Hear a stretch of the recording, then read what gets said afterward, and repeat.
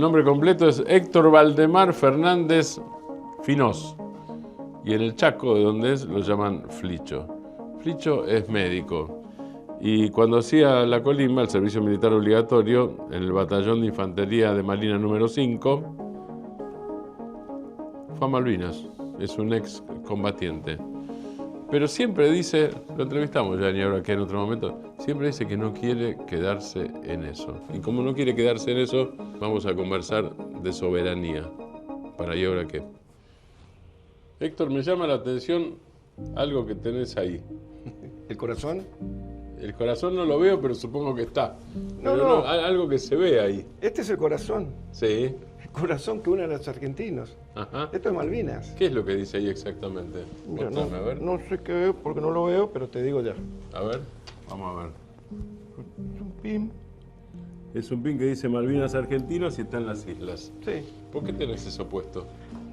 Y tengo puesto primero porque soy veterano. Sí. ¿Viste? Y después porque debemos recuperar la memoria, la historia, y es fundamental que empecemos a transmitir la esencia de Malvinas. ¿Y qué es la esencia de Malvinas? La esencia de Malvinas es 500 años de historia, no 74 días de guerra solamente. O sea, vos no te quedás en la guerra, aunque hayas participado en la guerra. No, por supuesto que no. De hecho, todo lo que escribo, todo lo que hago, lo hago en función de preguntas que me fui haciendo. Sí. Y la primera pregunta que me hice es ¿de qué no hablamos cuando hablamos de Malvinas? ¿De qué no hablamos? ¿De qué no hablamos? ¿Y de qué no hablamos? ¿De qué no hablamos? Es fundamentalmente de lo que ocurrió en los 44 años después de la rendición del 14 de junio del año 82. De eso no hablamos. O se habla muy poco, te diría casi nada. Porque cuando hablamos de Malvinas, si vos le preguntás, no importa quién sea, pueden ser estudiantes, profesores, periodistas, una entrevista, y la primera pregunta es, ¿cómo fue allá? ¿Cómo fue en la guerra?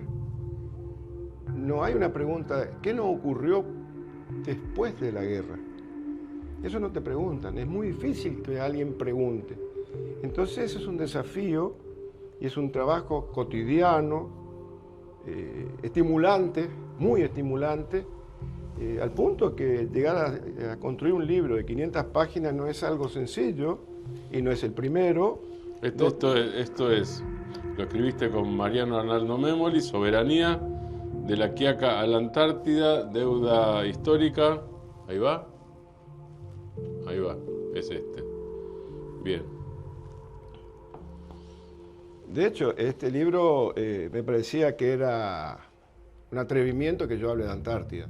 Teniendo un amigo como amigo, colega, tenía un hermano como Mariano, que ha sido responsable durante 13 años de la conducción del Instituto Antártico. Sí. Y es una persona que ha defendido los intereses antárticos en el mundo. Entonces me parecía un despropósito que yo me ocupe de escribir un capítulo como este, con la tremenda importancia que tiene la Antártida.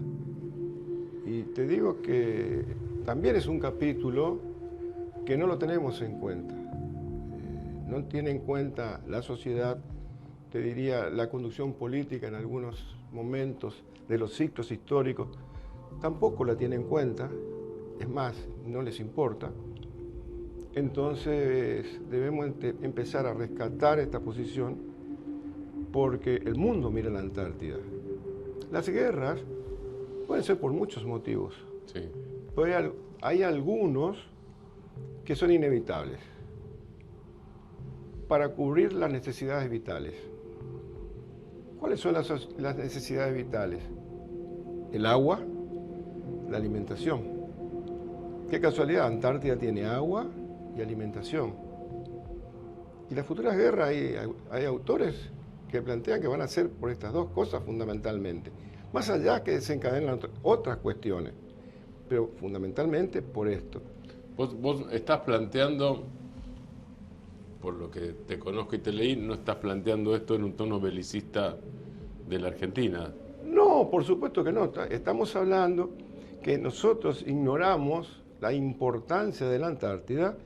En muchos sectores la ignoran. Sí. Y por ahí abandonamos trabajos muy especiales que se deben hacer. Por ejemplo, la información científica sobre la Antártida, el trabajo en el terreno, porque un arma fundamental para la defensa de la soberanía de la Antártida es el conocimiento científico, el cual nosotros parece que no tiene importancia. Fíjate vos, yo soy egresado de la universidad pública. Mis hijos, algunos sí, otros no. Pero todos están en la marcha en reclamo por la universidad. Sí. ¿Qué cuestiono yo? Que se habla prácticamente de las necesidades, que son ciertas, que tienen que ver con los sueldos. Pero no estamos hablando de las inversiones en investigación, en ciencia. Es decir, que nos quedamos cortos en este reclamo. Yo creo que tiene que ser un conjunto de cosas. Hoy Pero el reclamo está como partido, ¿no? Porque en realidad el reclamo científico estuvo, el del CONICET, de los científicos. Sí, pero no en la marcha universitaria. Claro, pero es como si fuera la ciencia por un lado y la universidad por otro. Exacto. Está como fragmentado, ¿no? Está como en pedacitos. Exacto. Y bueno, pero esto nos viene ocurriendo. Es decir, hablamos de Malvinas, no hablamos de Antártida. Claro. Hablamos de Malvinas, no hablamos del Atlántico Sur. No se cruzan. No, y es todo, es todo. Acá hay una cuestión que está por arriba de la cuestión Malvina, que es la cuestión del Atlántico Sur. Y el Atlántico Sur tiene que ver no solamente con Malvinas, la Antártida, el mar, sino también con la integridad territorial. Nosotros somos un país fragmentado, balcanizado. Sí. Hay gente que dice que desde hace mucho tiempo, pero hay que poner un punto de referencia y la Constitución del 94 creo que contribuyó mucho a lo que está ocurriendo y sobre todo lo vemos cotidianamente donde el embajador de Estados Unidos no habla con el presidente, habla con los gobernadores de las distintas provincias donde se hallan los recursos naturales, favorecidos sí por alguna ley que se ha sacado, por la ley base, por la fomentación del RIGI, en el cual no dejan nada, se llevan todo, ni siquiera necesitamos proveerles la materia prima para el ensamblado de las herramientas con que van a trabajar. Es decir, vienen y se van como Juan por su casa, sin dejar nada. No dejan mano de obra, no dejan nada, porque es ínfima. Es decir, en volumen de comparación de los recursos que se lleva, lo que queda en el país es nada. Nada, ni siquiera puede ser mensurable prácticamente. Vos sos chaqueño y además vivís en el Chaco. Vivo en Resistencia, sí. Bien. ¿Cómo cruzás excombatiente, Malvinas, soberanía, fíjate todo lo que hablaste hasta ahora, Antártida, RIGI, investigación científica? No te olvides que soy médico. Por eso, no, te iba a decir, y además médico. ¿Cómo cruzás todo eso hoy, digo? No como lo cruzás solo en tu vida. Hablo de tus preocupaciones, en lo que estabas hablando recién. ¿Cómo se cruzó todo eso? Creo que Más te agrego una cosa, la situación en el Chaco, que como ocurre en todo el país, no debe ser precisamente maravillosa, supongo, ¿no? En términos económicos, en términos de subsistencia. No, hay, como todo, hay una periferia abandonada completamente, una clase media que está remando como todo el mundo, que está todavía cooptada por una información que no la terminan de comprender y basada en una esperanza que nunca llega, porque nosotros estamos acostumbrados a ver... La esperanza en que Milei resuelva las cosas en algún Milei momento, ¿no? O el que fuere, Sí. que venga reemplazándolo a Milei, porque vamos a parar, como siempre, en el consenso de Washington, la deuda para recuperar mayor castigo al trabajador, y esto no es Milei, Macri, el golpe de Estado del 76, y podemos seguir para atrás y vamos a llegar a la misma conclusión. Por eso te decía, Martín, que hay un error en el análisis de algunas cuestiones. La sociedad mayoritariamente está acostumbrada a ver fotos. No está acostumbrada a ver la película completa de lo que nos ha ocurrido y le ha ocurrido a la Argentina y antes de ser la Argentina. ¿Y qué título le pondrías vos a esa película? muy buena pregunta. No me hice, pero me estás dando un título para otro libro ya. Dale. Yo lo había pensado en algún momento. La novela inconclusa. La novela inconclusa. Sí. Esa es la historia de la Argentina de Sí, las últimas, sí, de sí, las es una últimas novela. décadas. Si vos mirás los ciclos políticos, acá en este libro hay una recopilación histórica, que no es de mi autoría, sino una recopilación. Vas a ver todo lo que pasó con los distintos presidentes y cómo se fueron comportando, pero llegás a una conclusión. O tenés un gobierno ortodoxo o un gobierno heterodoxo.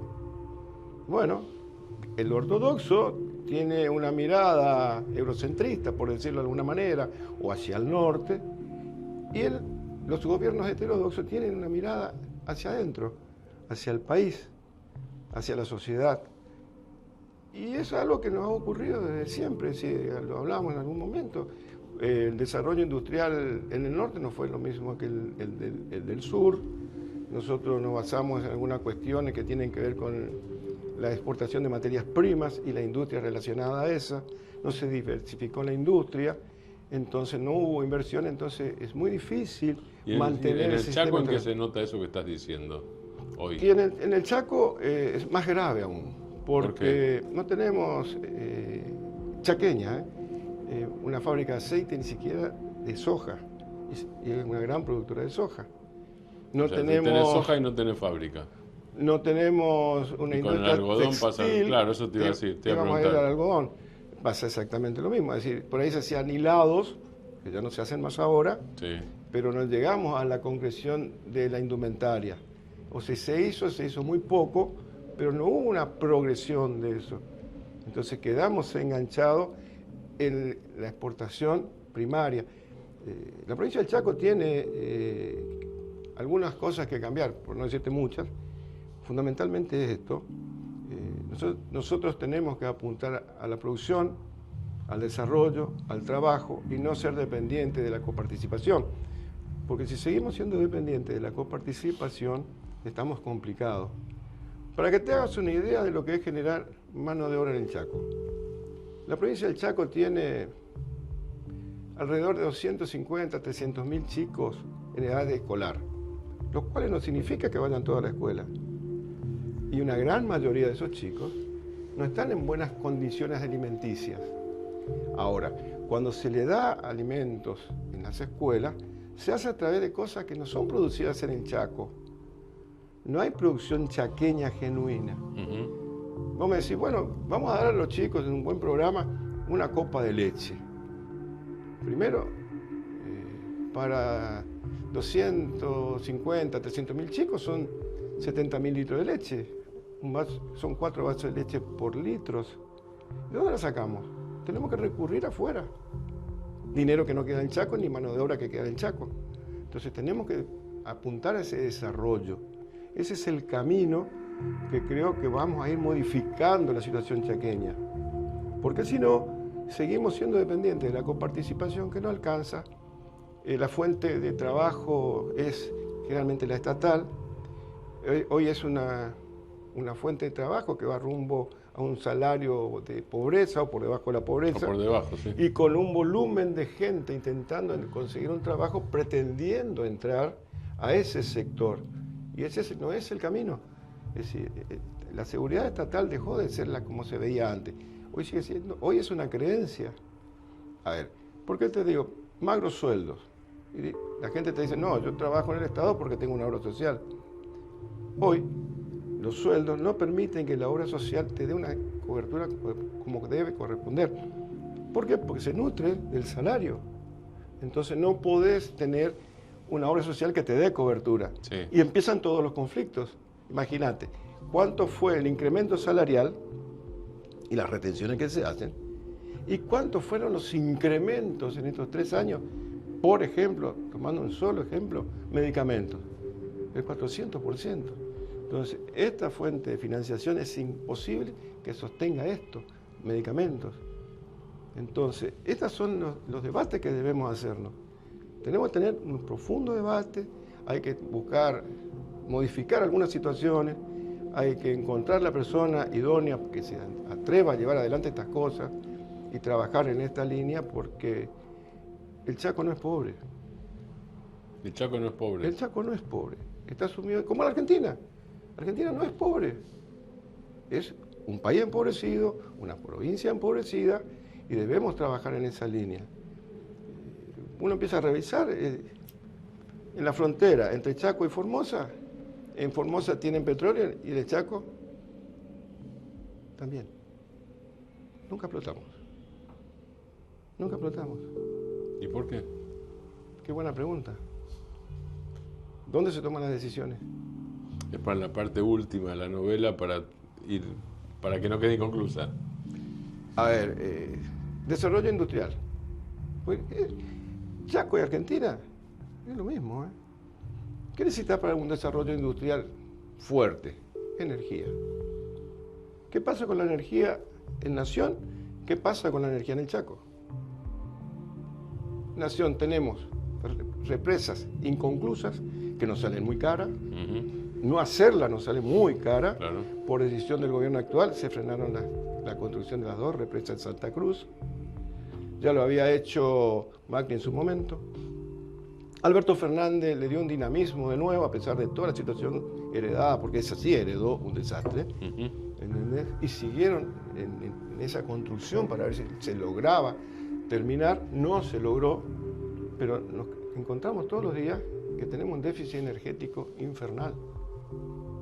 Somos hoy, nos llenamos la boca hablando lo que produce Vaca Muerta. Y tenemos el combustible más caro en Latinoamérica. Y el combustible es la energía para el desarrollo que hoy se utiliza en la Argentina. Es el combustible. Entonces, no podemos salir a competir al mundo ni siquiera fabricando un botón con una energía cara. Porque no son los salarios lo que encarecen, mentira. Son los costos productivos. Y entre los costos productivos la energía es tremenda. Llevar una industria al Chaco con los costos que tiene la energía es inviable. Es inviable porque te corroe todos tus costos. Es impensado. Nosotros en el país teníamos un desarrollo nuclear interesante, lo estamos entregando ahora. Hace 2 años ya el gobierno de Milei, que dijo que los módulos Karen se interrumpían. No eran negocio. No es que se interrumpieron porque no eran negocio.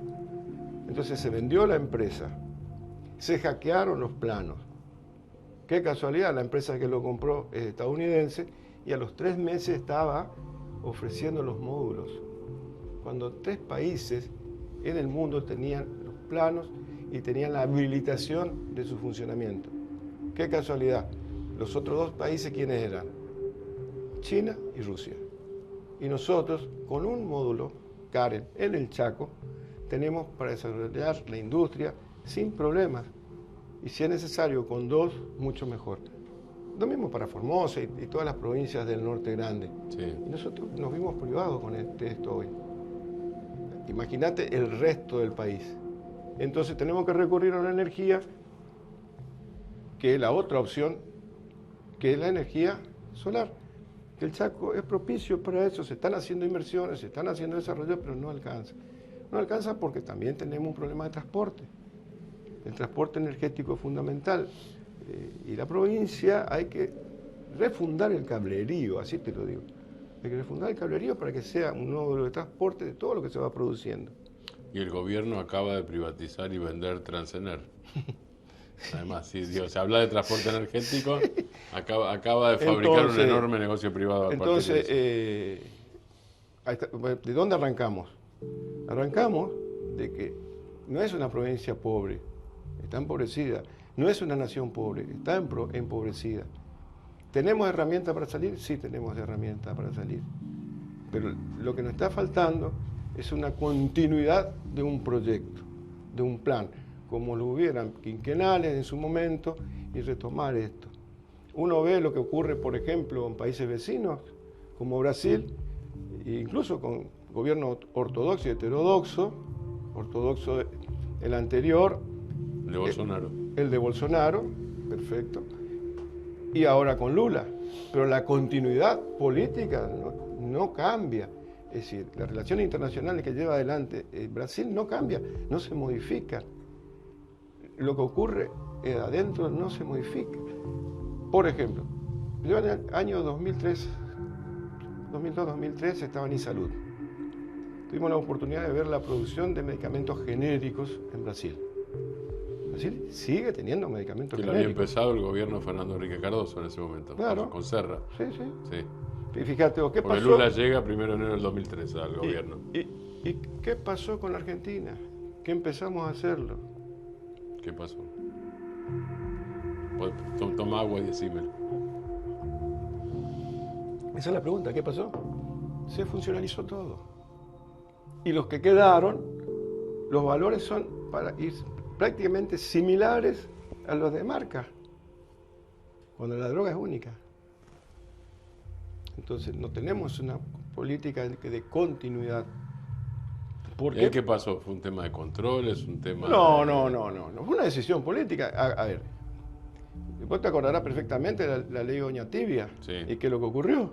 Golpe. El El golpe del hoy día. 66, sí. Bueno, la ley de patentes sigue estando muy vigente. ¿Qué es la imposición que le hacen a mi ley hoy? La ley de patente. Entonces, estas cuestiones, Brasil le dice, nuestro país es soberano. Nosotros fabricamos y nos hacemos responsables. Nosotros no. Cuando dijimos esto, lo hicimos con Héctor, con Cristina, una decisión, y yo creo que fue tomada muy bien en ese sentido, y este desarrollo fue llevado adelante por Giné González García, que después podemos hablar lo triste que fue lo que pasó con él, pero esto fue toda una idea de Giné, y se llevó adelante, y los programas funcionaron de maravilla. Y entonces, hoy Macri ya lo desfuncionaliza. Imagínate, con el gobierno de Alberto que llegó ahí, y en la situación que llegó, para después el gobierno que viene ahora, el de Milei, que no deja nada, ya han estado prácticamente, pero ya no está quedando Estado, como lo ha dicho. Y hoy vemos que hay gente que todavía sigue aplaudiendo eso, sin ver la necesidad de lo que significa el Estado. El Estado en el mundo es importantísimo. Y nosotros seguimos repitiendo, no, con los comunistas chinos no, y lo ves ahora sentado a Trump, con Xi Jinping, y nosotros nos quedamos fuera de los BRICS. A ver, tenemos un desquicio mental que es increíble. Estamos como, viste, perdidos, como decimos en el Chaco, viste, más perdidos que un perro en cancha de bocha. Bueno, no sabemos a dónde ir. Un día vamos para allá, para el norte, otro día vamos al sur, al este, al oeste, para arriba, para abajo, y estamos en una trampa perfecta. Y acá hay todo un tema también con esa trampa. Y en algún momento hay que sentarse a discutir qué vamos a hacer con la comunicación. Porque hoy la comunicación genuina y es muy poca. Hay espacios como este que bregan, pero es imposible luchar contra el poder hegemónico. Es imposible en las condiciones de juegos actuales. En algún momento vamos a tener que empezar a charlar sobre eso. El mundo está hablando de esto y nosotros permitiendo que se siga haciendo. Mirá la diferencia que tenemos. Entonces en algún momento tenemos que plantar y decir, ¿qué queremos? ¿Queremos seguir así históricamente 200 años más?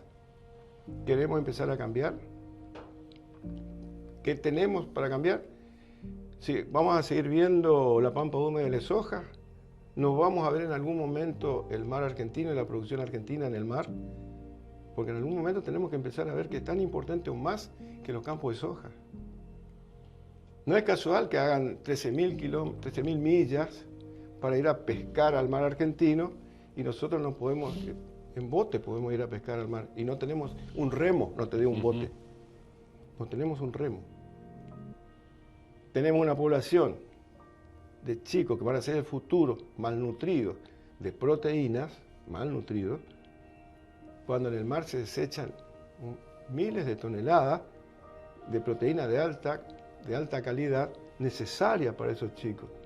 Hay cálculos que te dicen que con la proteína que se desecha en el mar se pueden dar de comer 5 millones de raciones por día El mar argentino. del mar argentino. Con el desecho, el que no le sirve al pescador. Sí.